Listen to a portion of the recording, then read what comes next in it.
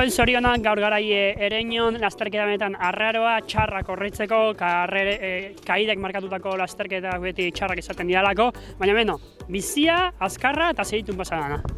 Bai, azkenean hasieratik ja problemak hasia, kaida oso handi bat egon da, kortea eginda eta guk ekipoko 7 sartu ditugu, azkar neutralizatu digute berriz, eta gero ja izan dezuna ez, bastante arraro izan da, ze egon geha ordu tapiko bueltak ematen neutralizatuta, eta gero ja lanzatu indanean berriz, hasieratik jo eta atake bat, eta gogokin iritsi metara. 50 minutuko lasterketa izan da azkenean.